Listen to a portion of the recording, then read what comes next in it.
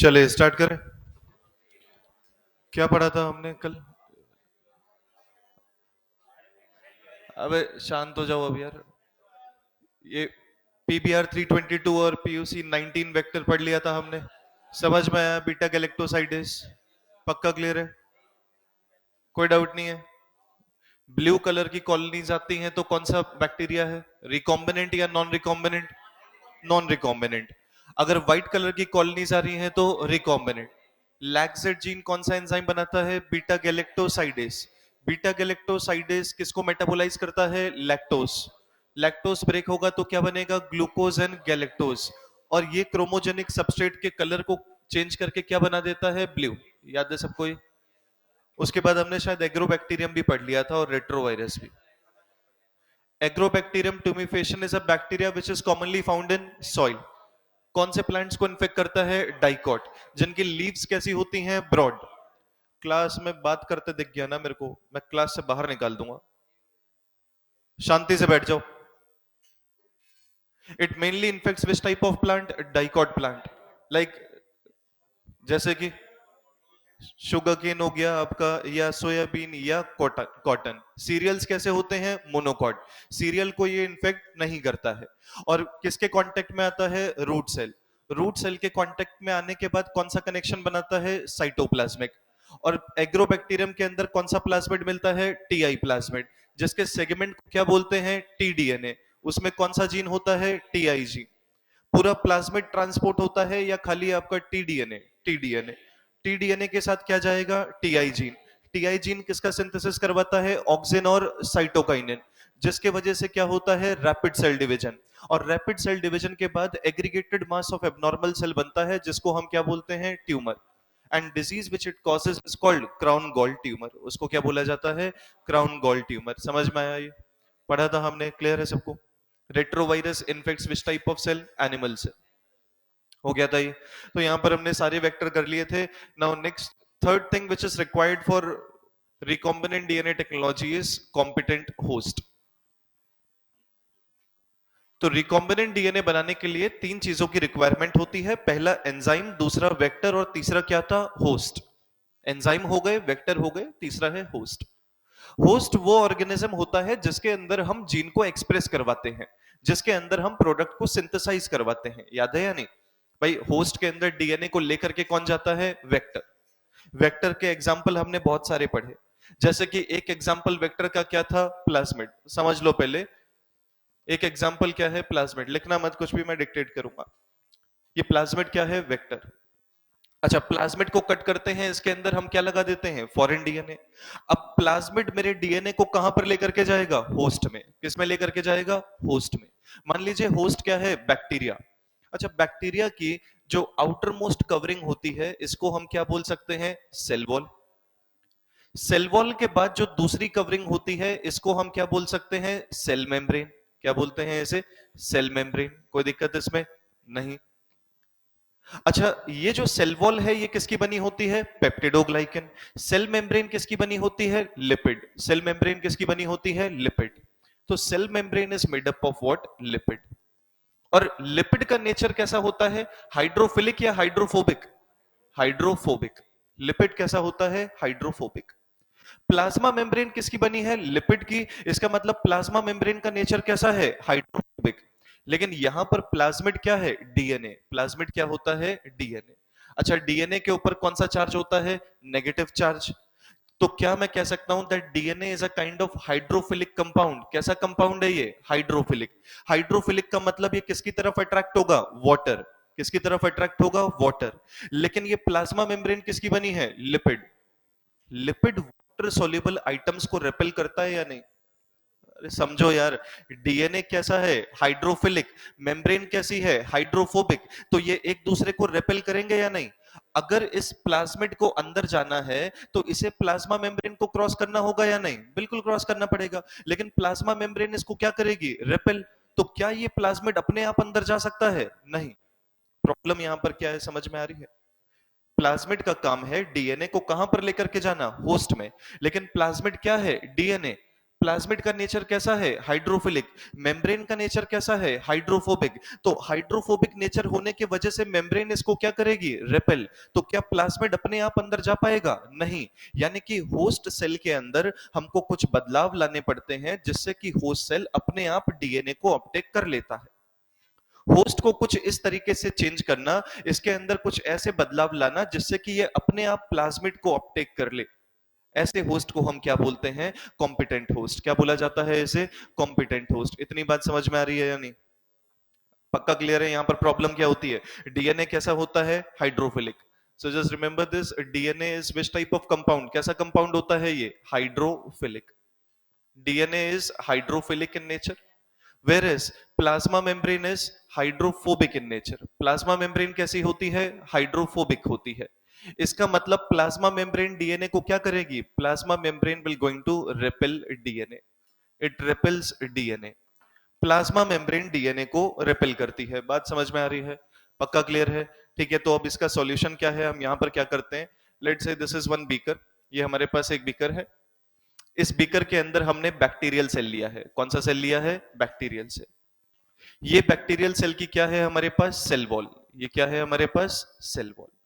Cell wall के बाद आपको क्या मिलेगी? Cell membrane. यहां पर क्या है? Cell membrane. ठीक है।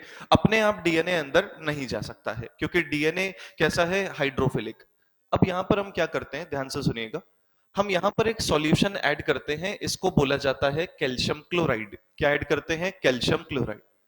कैल्शियम क्लोराइड का हाइड्रोलिसिस होगा तो क्या इस कैल्शियम क्लोराइड से हमको कुछ डाइवेलेंट आयंस मिलेंगे? डाइवेलेंट आयन का मतलब कैल्शियम आयन। कैल्शियम आयन पर कौन सा चार्ज है? पॉजिटिव। मैंने कौन से आयन ऐड किए? Calcium ion. उसके ऊपर चार्ज कौन सा है? पॉजिटिव। तो क्या ये कैल्शियम आयन सेल वॉल के ऊपर डिपॉजिट होंगे या नहीं? ये कैल्शियम आयन सेल वॉल के ऊपर डिपॉजिट होंगे या नहीं? बिल्कुल। कैल्शियम आयन का सेल वॉल पर डिपॉजिट होना मतलब पॉजिटिव चार्ज का डिपॉजिट होना। और डीएनए के ऊपर कौन सा चार्ज है? डीएनए के ऊपर कौन सा चार्ज है? नेगेटिव। डीएनए के ऊपर कौन सा चार्ज है? नेगेटिव चार्ज है। तो क्या ये positively charge calcium negatively charge DNA को अपनी तरफ अट्रैक्ट करेगा? बिल्कुल अट्रैक्ट करेगा। कैल्शियम के वजह से डीएनए किससे बाइंड हो जाता है? सेल वॉल पर। किस पर बाइंड होता है? सेल वॉल पर। मेरी बात समझ में आ रही है? ये जो डीएनए है, डीएनए सेल वॉल के ऊपर अपने आप बाइंड नहीं हो सकता है। ये सेल वॉल के ऊपर अपने आप बाइंड नहीं हो सकता है। तो हमने क्या डाला पहले? कैल्शियम। कैल्शियम किसके ऊपर इकट्ठा होगा? सेल वॉल पर। और ये नेगेटिवली चार्ज डीएनए को क्या करता है? अट्रैक्ट। जिससे कि डीएनए किसके कांटेक्ट में आ जाता है? सेल वॉल के। और सेल वॉल के ऊपर क्या होते हैं? पोर्स। उन पोर से होता हुआ ये डीएनए कहां आ जाएगा? अंदर। लेकिन अंदर क्या मिलेगा आपको? Plasma membrane. क्या मिलती है? Plasma membrane. क्या प्लाज्मा मेम्ब्रेन इसको रेपेल करेगी? अभी भी क्या ये सेल के अंदर आया? नहीं। इतनी बात समझ में आ रही है? हम सेल को, होस्ट सेल को किससे ट्रीट करते हैं? कैल्शियम से। कैल्शियम आयन से। कैल्शियम आयन के मदद से डीएनए किससे बाइंड होता है? सेल वॉल पर। किससे बाइंड होता है? Cell wall. और सेल वॉल को क्रॉस करके कहां जाता है? अंदर। अंदर रास्ते में क्या आ जाती है? Plasma membrane. जो कि किसकी बनी हुई है? लिपिड की। किसकी बनी है? लिपिड की। अब ध्यान से सुनिए, मान लीजिए अगर ये प्लाज्मा मेम्ब्रेन है, ये किसकी बनी हुई है? लिपिड की। It is made up of what? Phospholipid. अगर मैं इस सेल को हीट करूं, अगर मैं इस सेल को हीट करता हूं कितने टेम्परेचर पर? 42 डिग्री। अगर मैं इसको हीट करूंगा तो हीट होने के वजह से क्या हम कह सकते हैं that these lipid molecules will move away from each other? अगर मैं सेल को हीट करूंगा तो हीट करने के वजह से ये लिपिड के मॉलिक्यूल एक दूसरे से दूर जाएंगे या नहीं? और जब ये लिपिड के मॉलिक्यूल एक दूसरे से दूर जाएंगे तो क्या यहां पर हॉलो स्पेस बनेगा? और इस हॉलो स्पेस के जरिए क्या डीएनए अंदर आ सकता है? और एक बार जब डीएनए अंदर आ गया तो मैं इसको क्या कर देता हूं? कूल। और जैसे ही मैं इसको कूल करूंगा दोबारा लिपिड के मॉलिक्यूल कहां आ जाते हैं? क्लोज आ जाते हैं। और जब ये क्लोज आएंगे तो ये पोर्स क्या हो जाते हैं? बंद। बात समझ में आ रही है? पक्का क्लियर है सबको? ये समझ में भी आया कुछ या नहीं? तो बताइए ये स्टेटमेंट क्या ये सही है? Calcium ion helps in calcium ion helps in uptake of DNA inside the cell. क्या ये सही है? कैल्शियम आयन के मदद से क्या डीएनए सेल के अंदर एंटर हो सकता है? नहीं। कैल्शियम आयन खाली सेल वॉल के ऊपर अटैच करने में हेल्प कर रहा है। अगर आप उस डीएनए को सेल के अंदर लेके जाना चाहते हैं तो आपको पहले उसे हीट करना पड़ेगा, फिर कूल करना पड़ेगा। मेरी बात समझ में आ रही है नहीं? भाई पहले हमने क्या डाला, कैल्शियम। कैल्शियम किसको अट्रैक्ट करता है, डीएनए को। कैल्शियम की वजह से डीएनए किस पर बाइंड होता है, सेल वॉल पर, खाली अटैच होगा। बीच में नीचे क्या आ जाएगी, प्लाज्मा मेम्ब्रेन। क्या इस प्लाज्मा मेम्ब्रेन को डीएनए अपने आप क्रॉस कर पाएगा, नहीं, अपने आप ये क्रॉस नहीं कर सकता। इसीलिए हम इसको क्या करेंगे, हीट। हीट करेंगे तो लिपिड के मॉलिक्यूल कहां जाएंगे, दूर। बीच में क्या बन जाएगा, स्पेस। इस स्पेस से होता हुआ डीएनए कहां जाएगा, अंदर। जब डीएनए अंदर चला गया तो हम इसे क्या करेंगे, कूल, जिससे कि मॉलिक्यूल्स दोबारा कहां आ जाएंगे, क्लोज, और पोर क्या हो जाएगा, बंद। तो कैल्शियम डीएनए को अंदर जाने में हेल्प नहीं करता है। कैल्शियम डीएनए को खाली सेल के सरफेस पर अटैच होने में हेल्प करता है। मेरी बात समझ में आ रही है नहीं? लिखो जल्दी इसको, ये लिखिए पहले 2-3 पॉइंट।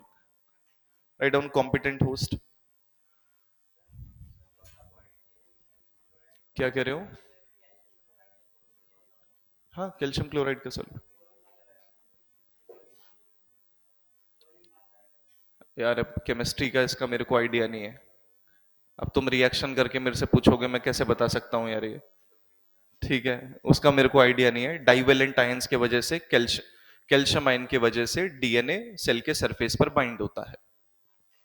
बाकी इसकी केमिस्ट्री जाननी है तो आप बढ़िया से रिसर्च करो इसके ऊपर और मुझे भी बताओ। लिखिए, लिखिए इसके अंदर, host host cell host cell is treated with host cell is treated with calcium chloride. Host cell is treated with calcium chloride. Host cell is treated with calcium chloride, which yields which yields which yields which yields divalent calcium ions. Host cell is treated with calcium chloride, which yields divalent calcium ions. Host cell को हम किससे treat करते हैं, calcium chloride से। Calcium chloride कौन सा ion देता है, डाइवेलेंट आयन। कौन सा डाइवेलेंट आयन, कैल्शियम आयन। समझ में आया इतना, full stop. these calcium ions these calcium ions these calcium ions helps in these calcium ions helps in attachment of DNA. These calcium ions helps in attachment of DNA on the cell surface. On the cell surface, these calcium ions helps in attachment of DNA on the cell surface.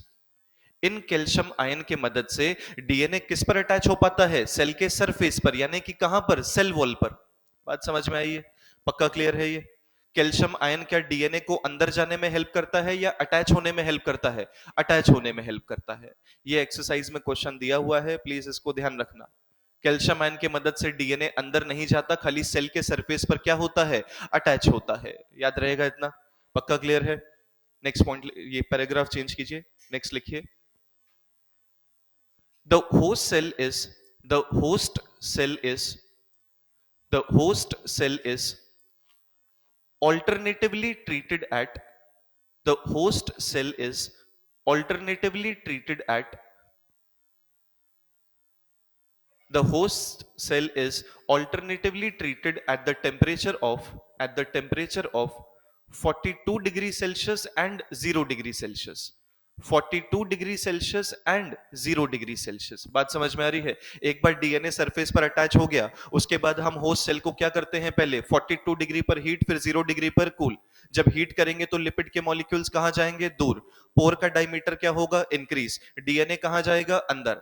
बात समझ में आ रही? फिर cool करेंगे तो ये कहां आएंगे, क्लोज। पोर का डायमीटर क्या होगा, बंद। बात समझ में आई, क्लियर है? The host cell is alternatively treated at the temperature of 42 degree Celsius and 0 degree Celsius, which results in which result in which results in which results in uptake of DNA uptake of DNA which results in uptake of DNA inside host cell, which results in uptake of DNA inside host cell, which results in uptake of DNA inside host cell. बात समझ में आ रही है नहीं? Full stop. This method is called heat shock method. इस method को क्या बोला जाता है, heat shock method. अंडरलाइन कर लेना इसको। इस मेथड को क्या बोला जाता है? Heat shock method. समझ में आया हम होस्ट को कैसे कॉम्पिटेंट बनाते हैं ताकि वो डीएनए को अपने आप अपटेक कर ले? क्लियर है सबको ये? पहले होस्ट को किससे ट्रीट करते हैं? Calcium chloride. कैल्शियम क्लोराइड से कौन से आयन निकलते हैं? Calcium ion. कैसे होते हैं? Positively charge. कैल्शियम आयन की मदद से डीएनए कहां बाइंड होता है? सरफेस पर। बात समझ में आ रही है? एक बार डीएनए सरफेस पर बाइंड हुआ, फिर होस्ट को क्या करेंगे? हीट। फिर क्या करेंगे? कूल। ऑल्टरनेटिवली हीट कूल करेंगे तो डीएनए ऑटोमेटिकली कहां चला जाता है? सेल के अंदर। इस मेथड को क्या बोला जाता है? Heat shock method. क्या बोलते हैं इसे हम? Heat shock method. क्लियर है सबको ये? पक्का समझ में आया? डीएनए किस तरीके से अंदर जा सकता है होस्ट के? समझ में आया? बस। कोई डाउट किसी को? नहीं।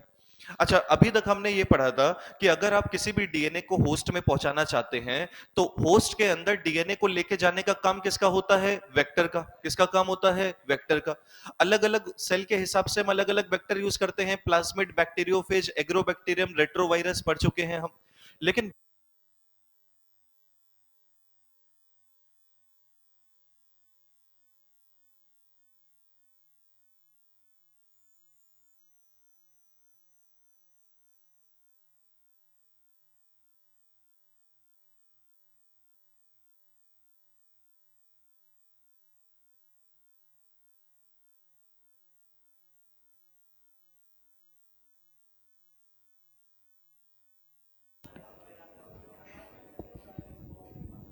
चलिए, अभी तक डीएनए को कैसे भेजा जाता था होस्ट के अंदर? वेक्टर की मदद से। लेकिन कुछ ऐसी भी टेक्निक होती हैं जिनमें हम बिना वेक्टर के भी डीएनए को पहुंचा सकते हैं होस्ट में। ऐसी टेक्निक्स को बोला जाता है vectorless technique of gene transfer. इनको हम क्या बोलते हैं? Vectorless techniques of gene transfer. Vectorless technique of gene transfer. So बिना वेक्टर के भी जीन को ट्रांसफर किया जा सकता है होस्ट के अंदर।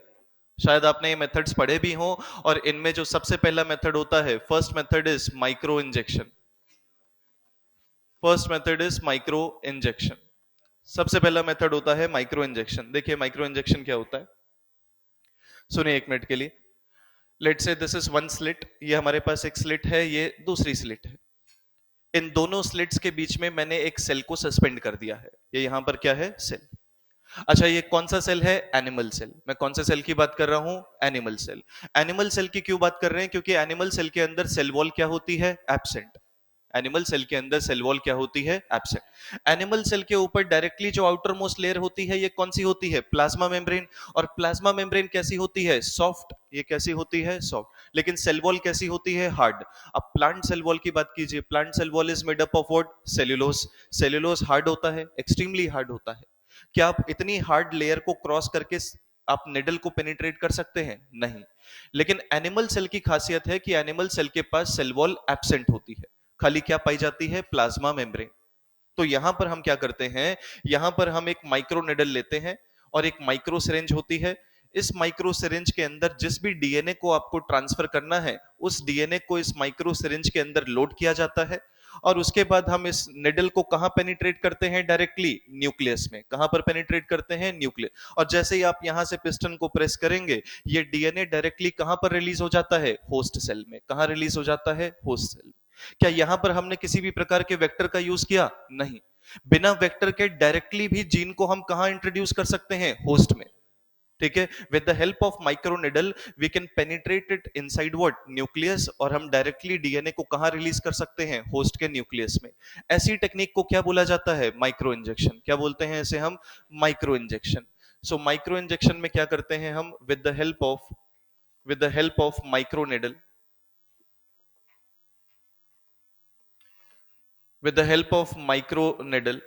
सो माइक्रोनिडल के मदद से, with the help of microneedle, dna is dna is directly introduced dna is directly introduced dna is directly introduced into nucleus of host cell. सो माइक्रोनिडल को पेनिट्रेट करके डायरेक्टली हम डीएनए को कहां पर रिलीज कर सकते हैं? होस्ट सेल के न्यूक्लियस में। इस टेक्निक को क्या बोला जाता है? Micro injection. लेकिन क्या ये टेक्निक हर प्रकार के सेल में यूज की जा सकती है? क्या इसको आप प्लांट सेल में यूज कर सकते हो? नहीं। क्या आप इसको फंगल सेल में यूज कर सकते हो? नहीं। इसको खाली कहां पर यूज किया जा सकता है? एनिमल सेल में। सो हम कह सकते हैं that this is a technique which is use to transform which type of cell? कौन से सेल को ट्रांसफॉर्म करने के लिए यूज करते हैं? It is use to transform animal cell. It is use to transform animal cell. अगर आप एनिमल सेल के अंदर डीएनए को पहुंचाना चाहते हैं तो सबसे बेस्ट टेक्निक कौन सी होती है? Micro injection. और एनिमल सेल क्यों? Because animal cell lacks what? Cell wall. It lacks cell wall. इसके अंदर सेल वॉल नहीं होती है, इसीलिए हम आसानी से डीएनए को पहुंचा सकते हैं। It lacks cell wall. Clear है सबको ये? तो पहली वेक्टरलेस टेक्निक कौन सी हुई यहां पर? Micro injection. सुनिए ध्यान से एक मिनट के लिए, ऐसे क्वेश्चंस आते हैं, आंसर करना है इसको। Best vector which can deliver DNA inside animal cell? Retrovirus. Which vector can be used to deliver DNA inside inside animal cell? अगर आप डीएनए को एनिमल सेल में पहुंचाना चाहते हैं तो सबसे बेस्ट वेक्टर कौन सा है? रेट्रोवायरस। अगर आप डीएनए को एनिमल सेल में पहुंचाना चाहते हैं तो सबसे बेस्ट वेक्टरलेस टेक्निक कौन सी है? माइक्रो। अगर वेक्टर के मदद से पहुंचाना है तो क्या यूज करेंगे? रेट्रो। बिना वेक्टर के पहुंचाना है तो क्या यूज करेंगे? दोनों ही केस में कहां पर पहुंचाया जा रहा है? एनिमल सेल में। कहां पहुंचाया जा रहा है? एनिमल। तो क्वेश्चन ध्यान से सुनना, if it is asking about vector और वेक्टरलेस टेक्निक, वेक्टर पूछा जा रहा है तो रेट्रोवायरस, वेक्टरलेस टेक्निक पूछी जा रही है तो माइक्रो इंजेक्शन। दोनों किसके लिए यूज करते हैं हम? एनिमल सेल के लिए। क्लियर है सबको? इसके बाद एक दूसरी टेक्निक होती है जिसको हम बोलते हैं बायोलिस्टिक। इसको क्या बोला जाता है? बायोलिस्टिक। बायोलिस्टिक सुना है? या बायोलिस्टिक को हम और क्या बोल सकते हैं? Gene gun. इसको हम और क्या बोलते हैं? Gene gun. क्या करते हैं इस बायोलिस्टिक में? बताइए। यहां पर हम कुछ छोटे छोटे माइक्रो माइक्रो पार्टिकल्स लेते हैं। We will take some micro particles. अच्छा, ये माइक्रो पार्टिकल्स किसके बने होते हैं? ध्यान से सुनिए। ये माइक्रो पार्टिकल किसके बने होते हैं? गोल्ड या tungsten. So these micro particles are made up of gold and tungsten. अच्छा, गोल्ड और टंगस्टन के ही माइक्रो पार्टिकल क्यों लिए हैं हमने? क्योंकि ये इनर्ट, या आप कह सकते हो उनकी रिएक्टिविटी कम होती है। एक मिनट सुनना। अगर मैं सेल की बात करूं तो सेल के अंदर क्या मिलता है? साइटोप्लाज्म। क्या साइटोप्लाज्म के अंदर अलग अलग प्रकार के आयंस या न्यूट्रिएंट्स होते हैं या नहीं? भाई, साइटोप्लाज्म में सोडियम आयन होता है, पोटेशियम आयन होता है, क्लोराइड आयन होता है, कैल्शियम आयन होता है। इसके अंदर यूरिक एसिड भी मिलेगा, इसके अंदर अमोनिया भी मिलता है। तरह तरह के केमिकल कंपाउंड साइटोप्लाज्म के अंदर होते हैं। बात समझ में आ रही है? अगर मैं कोई ऐसा मेटल यहां पर पहुंचा दूं जिसकी रिएक्टिविटी ज्यादा है, तो क्या ये मेटल इन आयंस के साथ रिएक्ट नहीं करेगा? और रिएक्ट करने के बाद हो सकता है कि कोई टॉक्सिक कंपाउंड बन जाए। और अगर कोई टॉक्सिक कंपाउंड बना तब तो ये सेल ही डैमेज हो जाएगा। इसीलिए हम ऐसे ऐसे पार्टिकल्स लेते हैं जो जिनकी रिएक्टिविटी क्या होती है? कम होती है। यानी कि जो कंपैरेटिवली ज्यादा स्टेबल होते हैं, जो आसानी से रिएक्ट नहीं करते हैं। बात समझ में आ रही है? इसीलिए यहां पर हम क्या लेते हैं? गोल्ड और टंगस्टन। क्या लिया जाता है? गोल्ड और टंगस्टन। सो गोल्ड और टंगस्टन की रिएक्टिविटी कम होती है, स्टेबिलिटी ज्यादा होती है। ये आसानी से सेल में जाने के बाद रिएक्ट नहीं करते हैं। ठीक है? तो यहां पर माइक्रो पार्टिकल्स का यूज करते हैं जो कि किसके बने होते हैं? गोल्ड और टंगस्टन, क्योंकि इनकी रिएक्टिविटी कम होती है। अब इन गोल्ड और टंगस्टन के ऊपर हम डीएनए को रैप कर देते हैं। किसको रैप किया जाता है? डीएनए को रैप। जिस भी डीएनए को आप ट्रांसफर करना चाहते हैं, उस डीएनए को इन माइक्रो पार्टिकल्स के ऊपर हमने क्या कर दिया? रैप कर दिया। बात समझ में आई? अब दोबारा से यहां पर वही चीज, यहां पर हम क्या ले लेते हैं? लेट से this is slit, this is second slit, और इन स्लिट के बीच में हमने क्या सस्पेंड कर दिया है? सेल। अब मान लीजिए ये सेल कौन सा है? Plant cell. कौन सा सेल है ये? Plant cell. प्लांट सेल की आउटर मोस्ट लेयर को हम क्या बोलेंगे? Cell wall. और प्लांट की सेल वॉल किसकी बनी होती है? Cellulose. And you know that cellulose is extremely hard. Cellulose बहुत ही ज्यादा क्या होता है? हार्ड। तो क्या आप निडल को पेनिट्रेट कर सकते हैं इसके अक्रॉस? नहीं। हम निडल को यहां पर पेनिट्रेट नहीं कर सकते। इसीलिए यहां पर एक गन होती है। इस गन को क्या बोला जाता है? Gene gun. क्या बोलते हैं इसको हम? Gene gun. इस गन को बोला जाता है जीन गन। और इस गन के अंदर हम क्या लोड करते हैं? Micro particles. और ये माइक्रो पार्टिकल किसके बने होते हैं? गोल्ड और टंगस्टन। इनके ऊपर क्या रैप होता है? डीएनए। क्या रैप होता है इसके ऊपर? डीएनए। अब यहां से जैसे ही हम पिस्टन को फायर करते हैं हाई वेलोसिटी पर, तो ये बहुत ही ज्यादा स्पीड के साथ बाहर निकलते हैं, सेल वॉल को पंचर करते हुए डायरेक्टली ये कहां चले जाते हैं? न्यूक्लियस में। और जब ये पार्टिकल न्यूक्लियस में जाएगा तो क्या ये अपने साथ फॉरेन डीएनए को भी लेकर के जाएगा? बिल्कुल लेकर के। इस टेक्निक को क्या बोला जाता है? जीन गन या बायोलिस्टिक। उतना डिटेल में ज्यादा मेंशन नहीं है, बस एक या दो लाइन है एनसीईआरटी में। समझ में आया इतना बायोलिस्टिक क्या होता है? Biolistic is also known as gene gun. इसके अंदर हम कौन से पार्टिकल यूज करते हैं? Micro particle. किसके बने होते हैं? गोल्ड और टंगस्टन। क्योंकि उनकी रिएक्टिविटी क्या होती है? कम। स्टेबिलिटी क्या होती है? ज्यादा। और इन माइक्रो पार्टिकल के ऊपर क्या रैप किया जाता है? डीएनए। फिर इनको हम हाई वेलोसिटी पर कहां बॉम्बार्ड करते हैं? प्लांट सेल में। सेल वॉल क्या हो जाती है? डैमेज। पार्टिकल्स कहां जाते हैं? डायरेक्टली न्यूक्लियस में। और साथ में क्या लेकर के जाते हैं? डीएनए। इस टेक्निक को क्या बोलते हैं? Biolistic. And it is a best technique to transform which type of cell? Plant cell. अगर प्लांट सेल ना होकर के एनिमल सेल होता तो इसकी जरूरत नहीं थी, हम डायरेक्टली क्या दे सकते थे? इंजेक्शन। क्लियर है सबको ये? इसको क्या बोलते हैं हम? जीन गन या बायोलिस्टिक। समझ में आया ये? ठीक है। So what is biolistic? क्या होता है ये biolistic? Here some microparticles made up of some microparticles made up of gold and tungsten made up of gold and tungsten microparticles made up of gold and tungsten wrapped with DNA. इसके ऊपर क्या rap किया जाता है? DNA. some microparticles made up of gold and tungsten wrapped with DNA are directly bombarded are directly bombarded at high velocity are directly bombarded at high velocity into plant cell into plant cell. समझ में आया ये? Clear है सबको ये? Micro particle कौन से होते हैं? गोल्ड और टंगस्टन। उनके ऊपर क्या रैप होता है? डीएनए। इसको हाई वेलोसिटी पर हम क्या करते हैं? बॉम्बार्ड, जिससे सेल वॉल को डैमेज करते हुए डायरेक्टली कहां जाता है? प्लांट सेल में। और साथ में हमारे डीएनए को भी कहां ले जाएगा? सेल के अंदर। So we can say that it is a best technique. It is used to transform which type of cell? It is used to transform plant cell. कौन से सेल को ट्रांसफॉर्म करने के लिए यूज किया जाता है इसे? प्लांट सेल के लिए। इसमें भी बताइए, सुनना क्वेश्चन ध्यान से। Which is the best vector to transform plant cell? Agrobacterium. अगर वेक्टर पूछा जा रहा है तो कौन सा वेक्टर यूज करते हैं प्लांट सेल के लिए? एग्रोबैक्टीरियम। कौन सा प्लाज्मिड? TI plasmid. अगर वेक्टरलेस टेक्निक पूछी जा रही है प्लांट सेल के लिए तो जीन का। याद रहेगा ये? Best vector to transform animal cell is retrovirus. Normal retrovirus या डिसार्म्ड? नॉर्मल रेट्रोवायरस यूज कर सकते हो क्या? क्योंकि नॉर्मल रेट्रोवायरस नॉर्मल सेल को किसमें ट्रांसफॉर्म कर सकता है? कैंसर। इसीलिए उसकी कैंसर कॉजिंग प्रॉपर्टी को क्या किया जाता है? पहले खत्म। ऐसे वायरस को क्या बोलते हैं? Disarmed retrovirus. Best vectorless technique to transform animal cell? Micro injection. Best vector to transform plant cell? Agrobacteria. Best vectorless technique to transform plant cell? याद रहेगा ये? पक्का समझ में आया? क्लियर है सबको? ठीक है। लिख लिया है सबने? ये लिखिए। और कॉम्पिटेंट होस्ट कैसे बनाया जाता है? समझ में आया? क्या कैल्शियम डीएनए को एंटर करवाता है सेल में या बाइंड करवाता है? बाइंड करवाता है। ठीक है। होस्ट सेल को किससे ट्रीट करते हैं? Calcium chloride. कौन सा आयन करता है? डाइवेलेंट। डाइवेलेंट यानी कि कैल्शियम Ca2+। कैल्शियम की मदद से डीएनए कहां बाइंड होता है? सेल के सरफेस पर। उसके बाद होस्ट सेल को हम कितने टेम्परेचर पर हीट करते हैं? 42। उसके बाद कितने पर कूल करेंगे? 0। फिर 42 0 42 0, जिससे कि डीएनए ऑटोमेटिकली कहां जाता है? सेल के अंदर। ऐसे मेथड को हम क्या बोलते हैं? Heat shock method. समझ में आया ये? बस। तो यहां पर सारे वेक्टर्स और वेक्टरलेस टेक्निक खत्म होती है। एम्पिसिलिन टेट्रासाइक्लिन वाला याद है या भूल गए? दोनों में सरवाइव करेगा तो कैसा है? एक में सरवाइव कर रहा है दूसरे में नहीं तो रिकॉम्बिनेंट।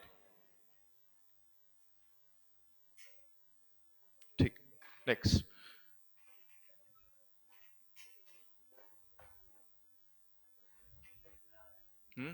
टेस्ट में आ रहा है, खत्म करना है ये।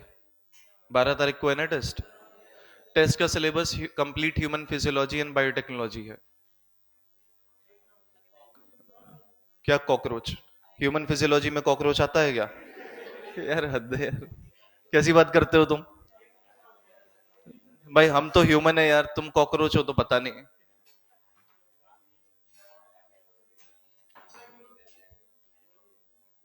देखो कोई एनिमल टिश्यू भी बोल रहा है।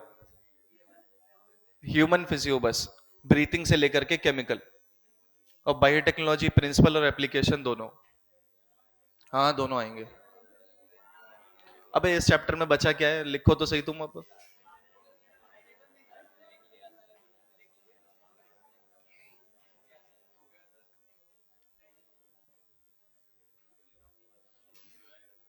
हो गया, क्लियर है सबको ये?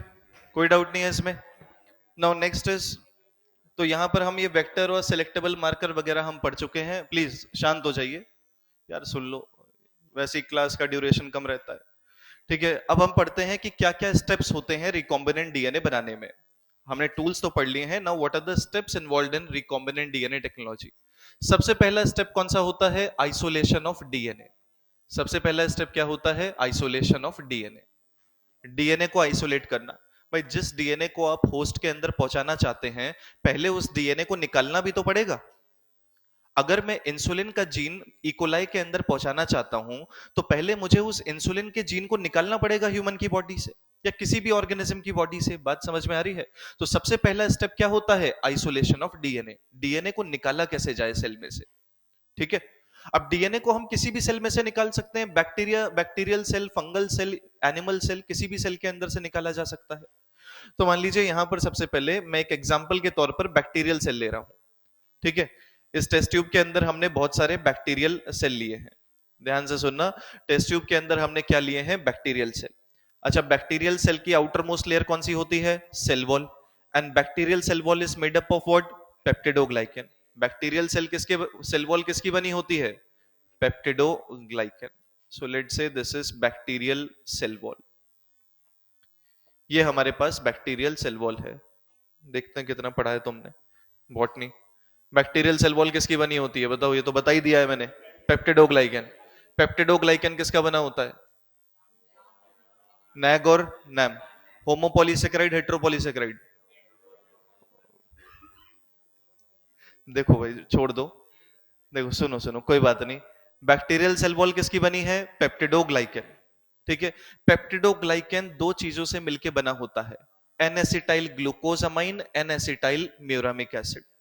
फिर N acetyl glucosamine, N acetyl muramic acid. NAG और नैम की यूनिट्स बार बार ऑल्टरनेटिवली रिपीट होती हैं। इससे आगे जाकर के क्या बनता है? Peptidoglycan. And NAG and NAM both of them are connected to each other by which bond? Glycosidic bond. NAG NAM करके जुड़ते चले जाते हैं, जिससे कि एक लॉन्ग चेन बनती है, जिसको हम क्या बोलते हैं? पेप्टिडोग्लाइकन। और पेप्टिडोग्लाइकन की क्या बनी होती है? Bacterial cell wall. क्या बनी होती है? Bacterial cell wall. अब हमारी बॉडी के अंदर एक एंजाइम पाया जाता है जिसे हम बोलते हैं लाइसोजाइम। लाइसोजाइम कहां कहां मिलता है भाई? Lysozyme is present in your sweat. Sweat में होता है, टीयर्स में होता है, सलाइवा में होता है, इंटेस्टाइनल जूस में होता है। लाइसोजाइम नैग और नैम के बीच के बॉन्ड को तोड़ देता है। और अगर नैग और नैम के बीच का बॉन्ड टूटा, तो इसका मतलब पेप्टिडोग्लाइकन टूट गया। पेप्टिडोग्लाइकन का टूटना, डाइजेस्ट होना, मतलब सेल वॉल का डाइजेस्ट होना। क्या डाइजेस्ट हो जाएगी? Cell wall. याद रहेगा ये? तो लाइसोजाइम बैक्टीरिया को मारता है। कैसे मारता है? किसे टारगेट करके? उसकी सेल वॉल को टारगेट करके। समझ में आ रही है बात? अगर आप बैक्टीरिया के अंदर से डीएनए को निकालना चाहते हो, तो सेल वॉल को तो डाइजेस्ट करना पड़ेगा ना। तो बैक्टीरिया की सेल वॉल को कौन डाइजेस्ट कर सकता है? लाइसोजाइम। कौन डाइजेस्ट करेगा? लाइसोजाइम। तो यहां पर हम पहले मीडियम में क्या ऐड करते हैं? We will going to add which enzyme? कौन से एंजाइम को ऐड किया हमने? लाइसोजाइम। और लाइसोजाइम किसको डाइजेस्ट कर देता है? सेल वॉल को। It can digest cell wall of bacteria. इसने बैक्टीरिया की सेल वॉल को क्या कर दिया? डाइजेस्ट। बैक्टीरिया की सेल वॉल डाइजेस्ट हुई, तो उसके बाद अब कौन सी मेम्ब्रेन आएगी? Plasma membrane. कौन सी मेम्ब्रेन आती है? Plasma membrane. अब प्लाज्मा मेम्ब्रेन किसकी बनी होती है भाई बताइए? Plasma membrane is made up of what? Lipid. ये किसकी बनी होती है? लिपिड।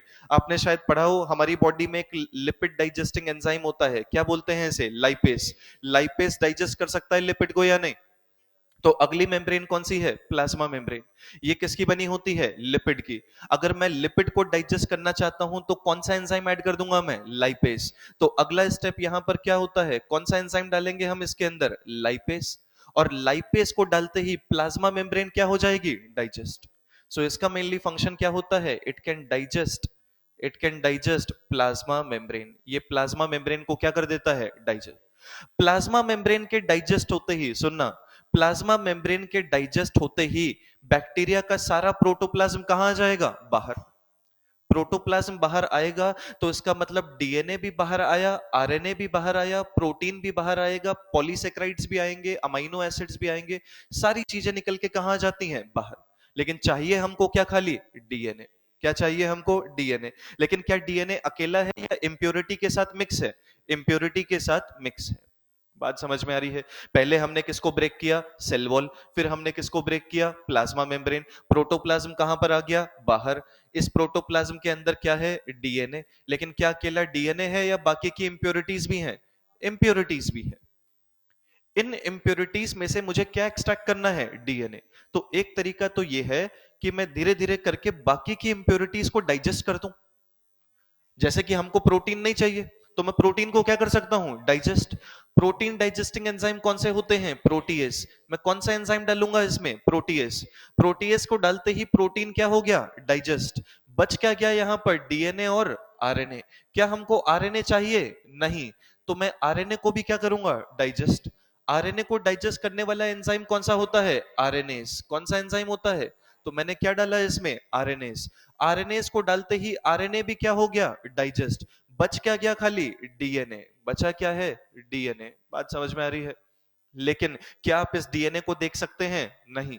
अब इसके अंदर हम क्या ऐड करते हैं? Chilled ethanol. क्या डाला जाता है इसमें? Chilled ethanol. चिल्ड इथेनॉल के वजह से डीएनए का प्रेसिपिटेशन हो जाता है। क्या हो जाता है? डीएनए का प्रेसिपिटेशन हो जाता है। डीएनए क्या बन जाएगा? इनसॉल्युबल। और प्रेसिपिटेट होकर के कहां आ जाएगा? ऊपर। और जैसे ही डीएनए प्रेसिपिटेट होता है, इस प्रेसिपिटेटेड डीएनए को ध्यान से सुनना, इस प्रेसिपिटेटेड डीएनए को एक ग्लास रॉड डाल करके मैं इसके ऊपर कर्ल करके बाहर निकाल लेता हूं। और डीएनए को ग्लास रॉड पर कर्ल करके निकालने के प्रोसेस को क्या बोलते हैं? स्पूलिंग। क्या बोला जाता है इसे? स्पूलिंग। क्लियर है सबको? डीएनए को किस तरीके से आइसोलेट किया जाता है? सबसे पहले क्या ब्रेक करते हैं? Cell wall. फिर क्या ब्रेक करेंगे? Cell membrane. प्रोटोप्लाज्म कहां पर आएगा? बाहर। प्रोटीन को डाइजेस्ट किया कौन से एंजाइम से? प्रोटीएस। आरएनए को डाइजेस्ट किया आरएनएस। बच क्या गया? डीएनए। क्या डीएनए ऐड करेंगे? डीएनए ऐड करोगे तो डीएनए भी क्या हो जाएगा? डाइज। तो हम क्या ऐड करते हैं? Chilled ethanol. जिससे डीएनए क्या हो जाता है? प्रेसिपिटेट। कहां आ जाएगा? ऊपर। ग्लास रॉड को डाल के इसको उसके ऊपर क्या कर लिया हमने? रोटेट, कर्ल कर लिया। और इसको हम बाहर निकाल लेंगे। इस प्रोसेस को क्या बोलते हैं? स्पूलिंग। क्या बोला जाता है इसे? स्पूलिंग। इस तरीके से डीएनए का हम क्या करते हैं? आइसोलेशन या एक्सट्रैक्शन। क्लियर है सबको ये? लेकिन क्या बार बार हम डीएनए को बैक्टीरिया में से ही निकालेंगे? हो सकता है कि आप डीएनए को एनिमल सेल में से निकाल रहे हैं, हो सकता है कि हमें डीएनए प्लांट सेल में से निकालना पड़े। तो ये वाला स्टेप, किसमें से आप डीएनए को निकालना चाहते हैं, उसके बेसिस पर पहला स्टेप बदल जाता है। मान लीजिए एक एग्जांपल, जैसे कि अगर आप बैक्टीरिया में से डीएनए को निकालना चाहते हैं तो बैक्टीरिया की सेल वॉल किसकी बनी होती है? पेप्टिडोग्लाइकन। तो कौन सा एंजाइम यूज कर सकते हैं हम? लाइसोजाइम। सही बात है। मान लीजिए अगर आप डीएनए को प्लांट में से निकालना चाहते हो तो प्लांट सेल वॉल किसकी बनी होती है? सेल्यूलोज। सेल्यूलोज को क्या लाइसोजाइम डाइजेस्ट कर सकता है? नहीं। तो हमें कौन सा एंजाइम यूज करना पड़ेगा? सेल्यूलेज। बात समझ में आ रही है? मान लो अगर आप डीएनए को फंगाई में से निकालना चाहते हो तो फंगल सेल वॉल किसकी बनी होती है? काइटिन। तो हमें कौन सा एंजाइम ऐड करना पड़ेगा? काइटिनेज। कौन सा एंजाइम? काइटिनेज। मान लीजिए अगर आपको डीएनए एनिमल सेल में से निकालना है तो क्या एनिमल सेल में कोई सेल वॉल होती है? नहीं। डायरेक्टली क्या होती है? Cell membrane. किसकी बनी होती है? लिपिड। लिपिड को हम किससे डाइजेस्ट कर सकते हैं? लाइपेस। बात समझ में आई? पक्का क्लियर है? खाली कौन सा स्टेप बदलेगा? पहला। बैक्टीरियल सेल है तो क्या डालेंगे? लाइसोजाइम। प्लांट सेल है तो सेल्यूलेस। फंगल सेल है तो काइटिनेज। एनिमल सेल है तो लाइपेस। प्रोटोप्लाज्म कहां आएगा? बाहर। फिर protease, RNS, chilled ethanol, DNA का प्रेसिपिटेशन, ग्लास रॉड के ऊपर इसको कर्ल किया, प्रोसेस को क्या बोलते हैं? स्पूलिंग। ये शायद आपने पढ़ा होगा। डीएनए फिंगरप्रिंटिंग में पढ़ा है क्या ये? इलेक्ट्रोफोरेसिस नहीं पढ़ा है? इलेक्ट्रोफोरेसिस पीसीआर नहीं पढ़ा तुमने? नहीं पढ़ा? पीसीआर नहीं हुआ? ये नहीं हुआ? इलेक्ट्रोफोरेसिस हो गया? तो इसका मतलब आता है तुम्हें? अरे इलेक्ट्रोफोरेसिस पढ़ा है या नहीं पढ़ा है यार? ऐसा कैसे हो सकता है डीएनए फिंगरप्रिंटिंग बिना इलेक्ट्रोफोरेसिस के पढ़ लो तुम? न, तुम ये मत सोचो कि मैं पढ़ाऊंगा नहीं। मैं बस ये मान के चल रहा हूं कि आपको पहले से आता है। हद होती है नालायक बनने की यार। तब सोचा था, अब पढ़ोगे। तो लिख तो लो इसको। तो डीएनए फिंगरप्रिंटिंग में कौन सा सीक्वेंस यूज करते हैं?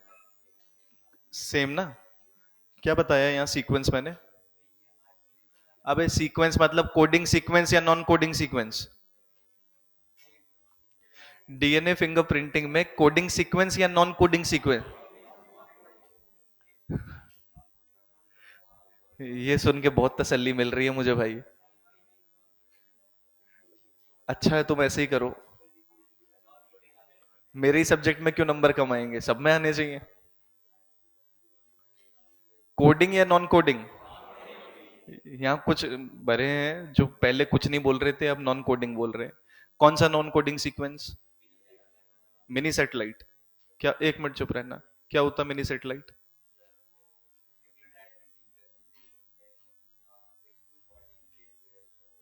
क्या वो क्या रहता है?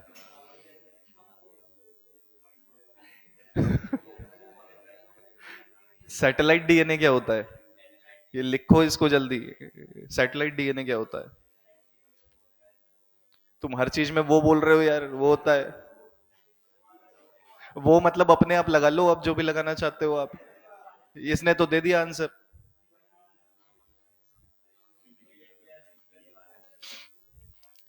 सैटेलाइट डीएनए, सैटेलाइट का मतलब होता है कोई भी चीज अगर बार बार रिपीट करे। सैटेलाइट क्या करता है? अर्थ के अक्रॉस चक्कर लगाता है या नहीं? बार बार वही काम कर रहा है। रिपीटेटिव, रिपीटेटिव सीक्वेंस को, ऐसे सीक्वेंस जो बार बार रिपीट होते हैं उनको बोला जाता है सैटेलाइट डीएनए। ऐसा डीएनए जिसमें न्यूक्लियोटाइड सीक्वेंस बार बार रिपीट हो उसको हम बोलते हैं सैटेलाइट डीएनए। वो होता है, वो होता है। क्या वो होता है?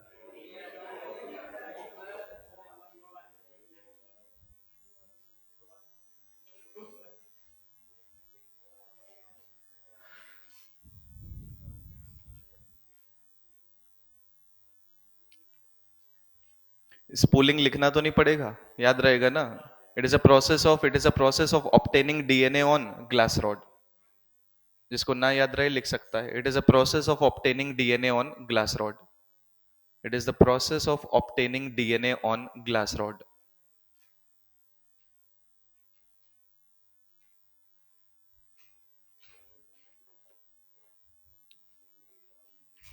ठीक है, हो गया।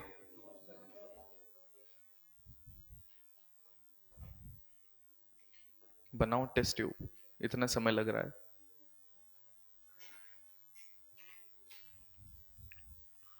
मतलब इलेक्ट्रोफोरेसिस नहीं आता है?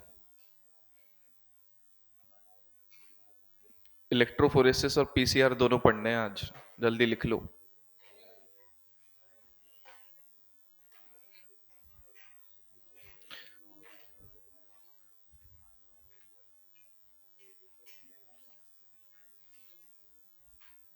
चलिए सुनिए। तो इस तरीके से हम डीएनए को आइसोलेट करते हैं। क्लियर है? समझ में आया? अच्छा, सेल की सेल वॉल ब्रेक किया, सेल मेम्ब्रेन ब्रेक किया, प्रोटोप्लाज्म बाहर आया, उसमें से हमने डीएनए को प्यूरिफाई करके एक्सट्रैक्ट किया। सुनना एक मिनट के लिए। लेकिन ये जो डीएनए हमने निकाला, ये तो डीएनए काफी बड़ा होगा। फॉर एग्जाम्पल मॉलिक्यूलर बेसिस में आपने पढ़ा होगा, अगर आप ह्यूमन के सारे डीएनए को बाहर निकालें। सुनिए, हाँ हाँ बिल्कुल। अगर एक सेल के अंदर से आप डीएनए को निकालते हैं और उस डीएनए को आप अनकॉइल करना स्टार्ट करोगे तो उस डीएनए की लेंथ कितनी होती है? 2.2 मीटर। क्या इतना बड़ा डीएनए हमको चाहिए कि डीएनए में से खाली एक जीन चाहिए? एक जीन चाहिए। यानी कि हमें डीएनए को क्या करना पड़ेगा, कट करना पड़ेगा। डीएनए को क्या करना पड़ता है, कट करना पड़ता है। और डीएनए को कट कैसे किया जाए, we can cut DNA by using what, restriction enzyme. किसके मदद से डीएनए को कट कर सकते हैं, रेस्ट्रिक्शन एंजाइम। तो सबसे पहले डीएनए को हम क्या करते हैं, आइसोलेट। आइसोलेट करने के बाद डीएनए को क्या करते हैं, कट। और कट कैसे किया जाता है, रेस्ट्रिक्शन एंजाइम। तो दूसरा स्टेप क्या होता है, second step is restriction, restriction digestion of, restriction digestion of DNA. Restriction enzyme के मदद से हम डीएनए को क्या करते हैं, कट करते हैं। तो मान लीजिए जो हमने डीएनए निकाला था, इस डीएनए की लेंथ क्या है, ज्यादा। मैं इसको क्या करना चाहता हूं, छोटे छोटे फ्रैगमेंट्स में ब्रेक करना चाहता हूं। तो मैं इसके अंदर कौन सा एंजाइम ऐड करूंगा, रेस्ट्रिक्शन एंजाइम। और रेस्ट्रिक्शन एंजाइम डीएनए को क्या कर देता है, it will going to cut it into smaller pieces. ये इसको छोटे छोटे पीसेस में क्या कर देता है, कट कर देता है। बात समझ में आई। लेकिन सुनिए, क्या आप इन पीसेस को देख सकते हैं, क्या ये रैंडमली स्कैटर्ड हैं या ये प्रॉपरली अरेंज है, रैंडमली स्कैटर्ड है। क्या ये डीएनए हमको दिखेगा बीकर में, नहीं, हमको खाली क्या दिखेगा, वाटर। ना हमको ये फ्रैगमेंट्स दिखेंगे। और दूसरी बात, ये रैंडमली स्कैटर्ड है इधर उधर, ये एक प्रॉपर साइज के बेसिस पर ये अरेंज नहीं है। अगर आप इसको साइज के बेसिस पर अरेंज करना चाहते हो और इसको देखना चाहते हो, तो यहां पर एक दूसरा मेथड होता है। इस तीसरे स्टेप को हम बोलते हैं जेल इलेक्ट्रोफोरेसिस। क्या बोला जाता है इसको, जेल इलेक्ट्रोफोरेसिस। इसको हम बोलते हैं जेल इलेक्ट्रोफोरेसिस।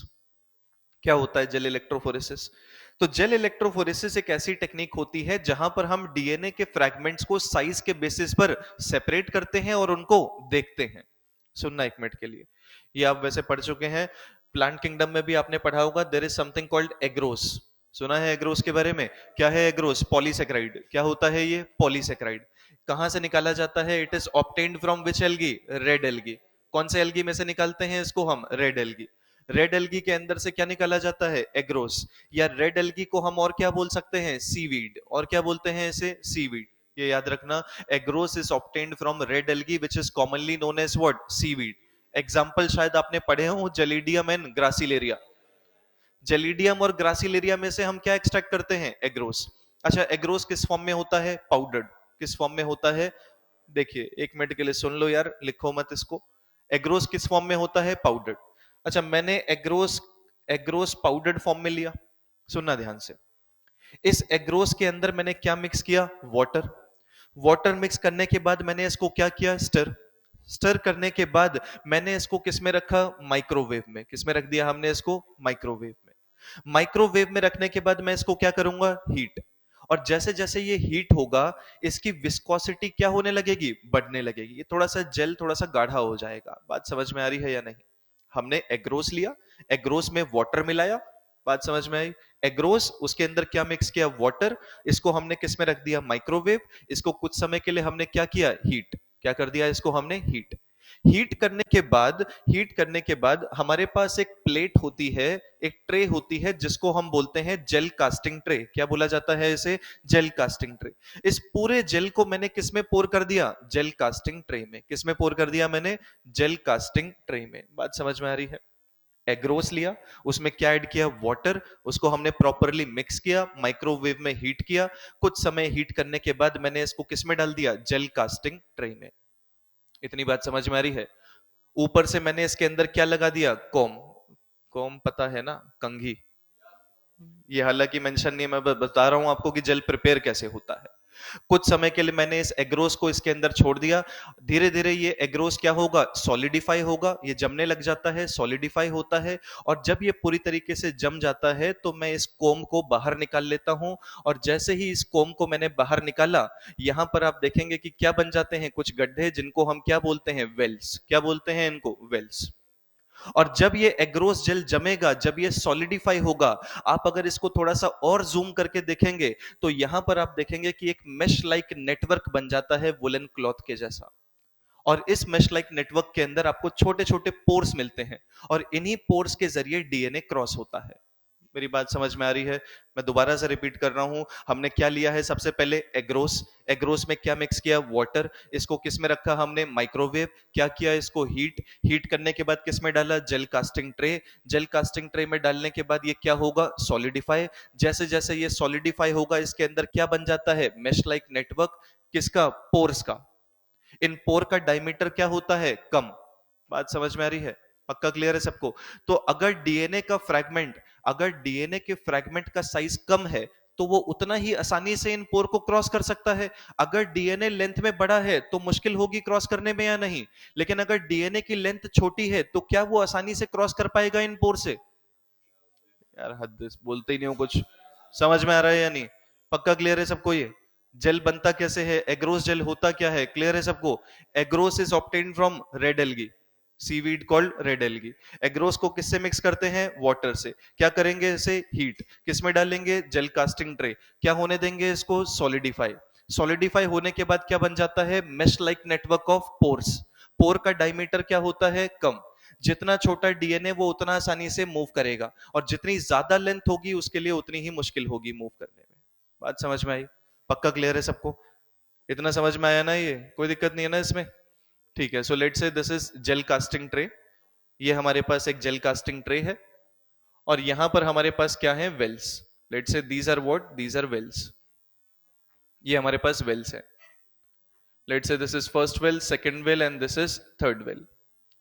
और यहां पर हमने कौन सा जेल लिया है? Agarose gel. इस जेल कास्टिंग ट्रे में हमने क्या पोर किया था? Agarose gel. ठीक है। एग्रोस जेल की खासियत क्या होती है? This agarose gel has interwoven, it has interwoven mesh like network. इसका नेटवर्क कैसा होता है? Mesh like network. अगर आप कभी भी वुलन क्लॉथ को लेंगे और उसको आप प्रॉपरली थोड़ा सा स्ट्रेच करेंगे, तो उसके अंदर आप देख सकते हैं कुछ ऐसा मेश लाइक नेटवर्क दिखता है। इस मेश लाइक नेटवर्क के अंदर आपको क्या मिलेंगे? पोर्स। क्या मिलते हैं इसमें? पोर्स। और ये पोर किसकी तरह काम करते हैं? सीप ट्यूब की तरह। किसकी तरह काम करते हैं? सीप। पढ़ा है एनाटॉमी में? सीप ट्यूब के अंदर क्या होते हैं? पोर्स। जिसके अक्रॉस किसका ट्रांसपोर्टेशन होता है? किसका ट्रांसलोकेशन होता है? फूड का। याद है ये? ठीक है। तो एग्रोस जेल के अंदर मेश लाइक नेटवर्क होता है किसका? पोर्स का। जिसका कैसा एक्शन होता है? सीविंग। और इसी के अक्रॉस क्या मूव करता है? डीएनए। अच्छा, यहां पर मान लीजिए मैंने एक इलेक्ट्रोड लगा दिया। इस इलेक्ट्रोड को हम क्या बोल रहे हैं? कैथोड। कैथोड कैसा होता है? पॉजिटिवली चार्ज या नेगेटिवली चार्ज? नेगेटिव। दूसरी तरफ मैंने दूसरा इलेक्ट्रोड लगाया, इसको हम क्या बोल रहे हैं? एनोड। एनोड के ऊपर कौन सा चार्ज होता है? पॉजिटिव। एनोड पर कौन सा चार्ज होता है? पॉजिटिव। अच्छा, डीएनए किसका बना होता है? न्यूक्लियोटाइड। न्यूक्लियोटाइड में क्या होता है? फॉस्फेट। फॉस्फेट पर कौन सा चार्ज? नेगेटिव। तो फॉस्फेट की वजह से डीएनए भी कैसा होता है? Negatively charge. डीएनए कैसा होता है? Negatively charge. ध्यान से सुनना, डीएनए कैसा होता है? नेगेटिव। अब डीएनए को हम कहां पर पोर करेंगे? वेल्स में। वेल्स किसके पास है? कैथोड। कैथोड पर कौन सा चार्ज है? नेगेटिव। डीएनए पर कौन सा चार्ज है? नेगेटिव। तो क्या कैथोड नेगेटिवली चार्ज डीएनए को रेपेल करेगा या नहीं? अच्छा, इधर कौन सा चार्ज है? पॉजिटिव। तो ये एनोड नेगेटिवली चार्ज डीएनए को क्या करेगा? भाई डीएनए के ऊपर कौन सा चार्ज है? नेगेटिव। एनोड पर कैसा है? पॉजिटिव। तो negatively charge DNA positively charge anode की तरफ जाएगा या नहीं? बात समझ में आ रही है? पक्का क्लियर है सबको? तो यहां पर हम डीएनए को कहां लोड करते हैं? DNA is loaded into what? Wells. इनको हम कहां लोड करते हैं? वेल में। ठीक है, इसको लोड किया जाता है वेल में। और ये नेगेटिवली चार्ज डीएनए किसकी तरफ अट्रैक्ट होता है? एनोड। कहां मूव करने की कोशिश करेगा ये? एनोड। लेकिन एनोड की तरफ जाने के लिए, सुनना ध्यान से, एनोड की तरफ जाने के लिए इसको बीच में क्या क्रॉस करने पड़ेंगे? पोर्स। क्या क्रॉस करने पड़ते हैं? पोर्स। अगर डीएनए की लेंथ छोटी है तो ये पोर को क्रॉस कर सकता है या नहीं? और ये उतना ही कहां तक जा सकता है? दूर तक। अगर डीएनए की लेंथ ज्यादा है तो क्या ये पोर को क्रॉस कर पाएगा? ये कहां रह जाएगा? इधर ही। तो क्या ये कहना सही होगा? Smallest fragment will be going up to the farthest point. जो सबसे छोटा फ्रैगमेंट होगा वो उतनी ही दूर तक जाएगा, और जो जितना बड़ा फ्रैगमेंट होगा वो उतना ही क्लोज रह जाएगा। बात समझ में आ रही है? तो जैसे ही मैंने इलेक्ट्रिक फील्ड अप्लाई करी, इलेक्ट्रिक फील्ड के अप्लाई करते ही डीएनए के फ्रैगमेंट साइज के बेसिस पर क्या हो जाते हैं? सेपरेट हो जाते हैं। बात समझ में आ रही है?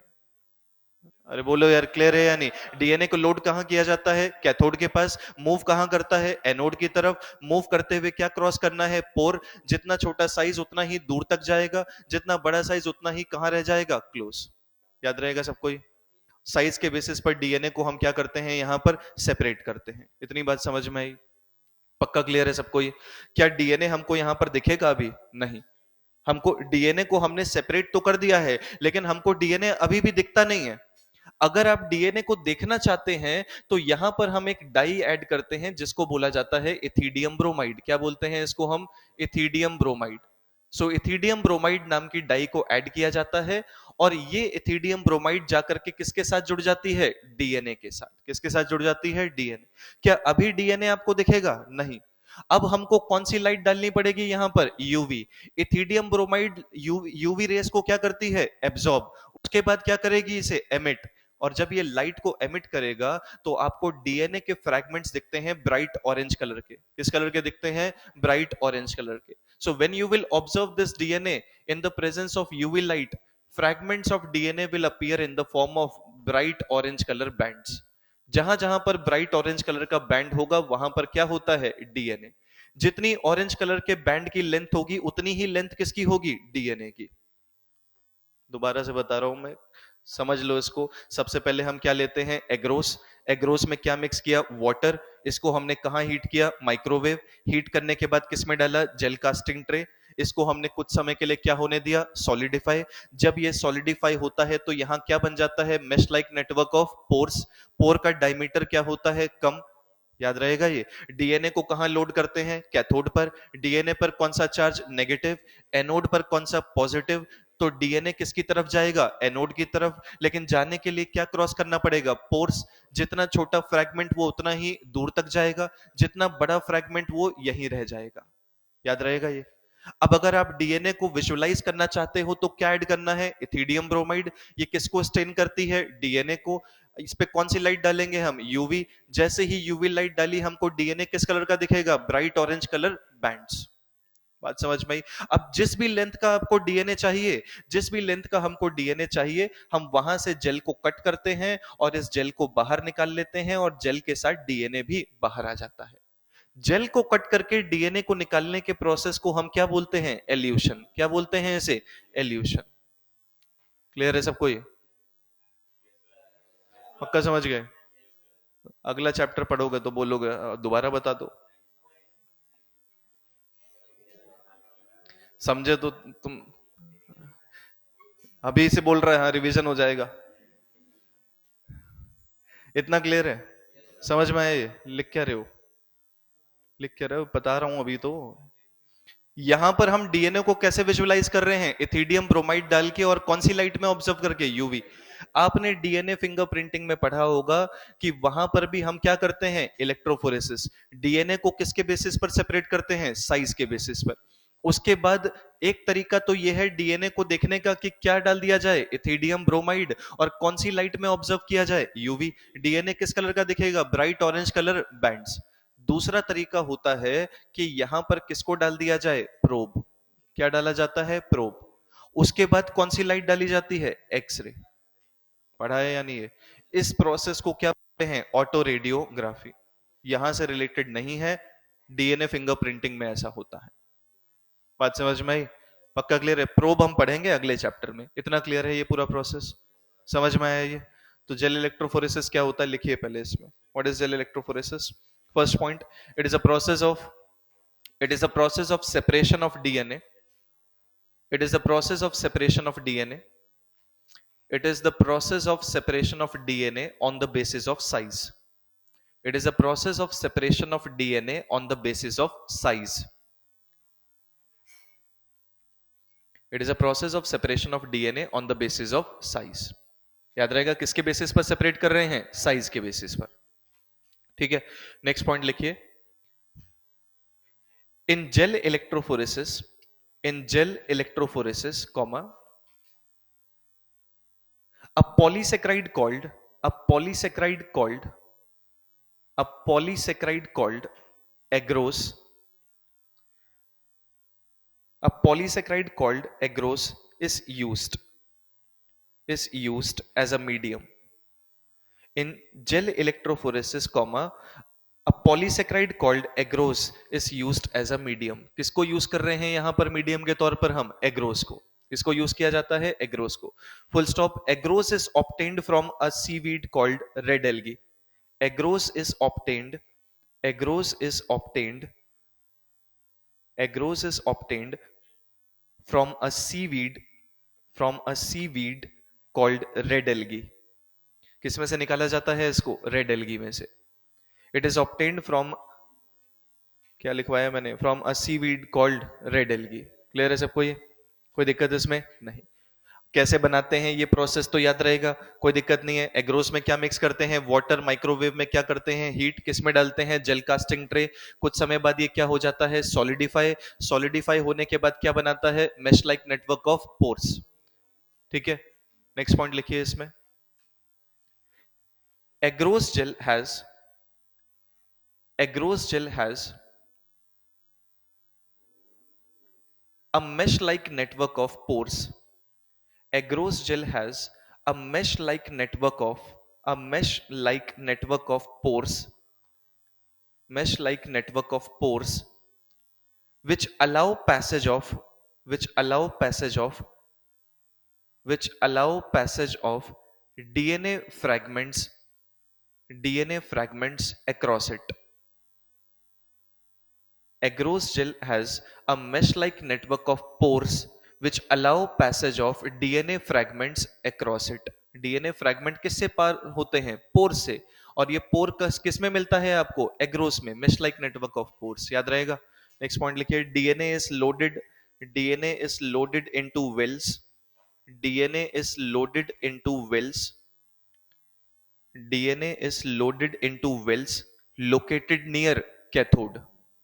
DNA is loaded into wells located near cathode.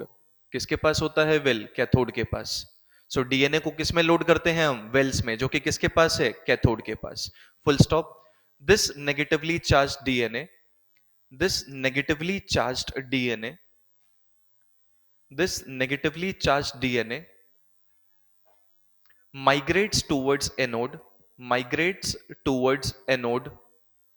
This negatively charged DNA migrate towards anode. समझ में आ रहा है? On application of electric field, on application of electric field, on application of electric field. तो जैसे ही हम इलेक्ट्रिक फील्ड अप्लाई करेंगे, ये negatively charge DNA किसकी तरफ माइग्रेट करेगा? एनोड की तरफ. बात समझ में आ रही है? किसको क्रॉस करता हुआ जाएगा? पोर्स को. और जितना छोटा फ्रैगमेंट वो उतना ही दूर तक जाएगा. एक पॉइंट लास्ट लिख लीजिए इसके अंदर. लास्ट नहीं है, लिखो, और भी है. Smallest fragment, smallest fragment of DNA, smallest fragment of DNA reaches up to the farthest point. ये याद रखना भाई. Smallest fragment of DNA, smallest fragment of DNA reaches up to the farthest point. Smallest fragment of the DNA reaches up to the farthest point. सबसे छोटा fragment सबसे दूर तक जाएगा. याद रहेगा ये? पक्का क्लियर है सबको? ये smallest fragment of DNA reaches up to the farthest point. Clear है सबको? नेक्स्ट लिखिए इसके अंदर एक दो पॉइंट और. शॉर्ट टर्म मेमोरी लॉस के पेशेंट हो तुम लोग, याद रहता नहीं है ज्यादा. लिखिए. In order to visualize DNA, यहां पर तो हमने डीएनए को सेपरेट कर दिया है, लेकिन अगर उसे देखना है, विजुअलाइज करना है, तो क्या करना है? In order to visualize DNA, in order to visualize DNA, comma, ethidium bromide is added. Ethidium bromide, spelling लिखी है उधर. Ethidium bromide is added into the medium. Ethidium bromide is added into the medium which stains DNA, which stains DNA. Ethidium bromide is added into the medium which stains DNA. Ethidium bromide किसको stand करेगी? किससे जाकर के bind होगी? DNA से. which stains DNA. Full stop. When these fragments are observed, when these fragments are observed, when these fragments are observed under UV light, under UV light, when these fragments are observed under UV light, When these fragments are observed under UV light, comma, they appear in the form of, they appear in the form of, they appear in the form of bright orange colored bands. They appear in the form of bright orange colored bands. समझ में आया पूरा?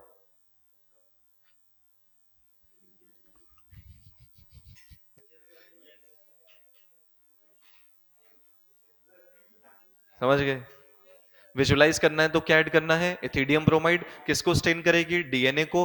और इसको कौन सी light में observe करते हैं? यूवी। डीएनए किस फॉर्म में दिखेगा? Bright orange colour bands. और जिस भी लेंथ का बैंड चाहिए, डीएनए चाहिए, वहां से हम जेल को कट करके डीएनए को बाहर निकाल लेते हैं। इस प्रोसेस को क्या बोलते हैं? एल्यूशन। हाँ, लिख लो लिख लो लिखो। The process of extracting DNA, the process of extracting DNA, the process of extracting DNA by cutting gel, the process of extracting DNA by cutting agarose gel, the process of extracting DNA by cutting agarose gel is called elution. Gel को cut करके DNA को निकालने के process को क्या बोलते हैं? Elution. The process of extracting DNA by cutting agarose gel is called elution. याद रहेगा ये? पक्का क्लियर है? डीएनए को लोड कहां किया जाता है? कैथोड के पास। अट्रैक्ट किसकी तरफ होता है? एनोड की तरफ। कब अट्रैक्ट होगा? On application of electric field. जब एनोड की तरफ जाने की कोशिश करेगा तो क्या क्रॉस करना है? पोर। जितना छोटा फ्रैगमेंट वो उतना ही दूर तक जाता है। क्लियर है सबको ये? विजुअलाइज करना है तो इथिडियम ब्रोमाइड और यूवी लाइट किस फॉर्म में दिखेगा? Bright orange colour bands. बस ये लिख सकते हो। This was about gel electrophoresis.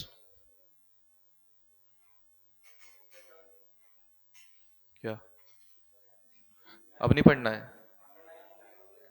अबे मेरा टाइम नहीं हुआ है, क्लास का टाइम हुआ है। मेरा अभी टाइम है।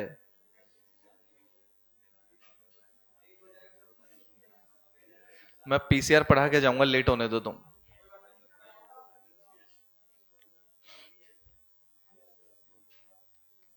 अबे मैं चाहता हूँ कि तुम्हारा सिलेबस वहां वाली बिल्डिंग के हिसाब से चले, तुम यार हद, खुद ही लेट करना चाहते हो।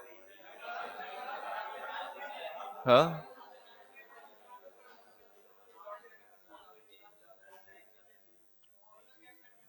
चलो लिख लो इसको।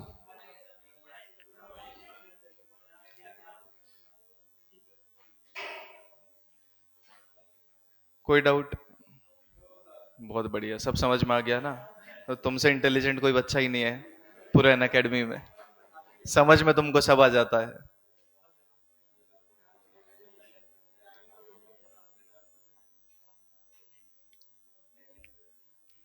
टैलेंट से हिल रही है बिल्डिंग तुम लोगों की वजह से।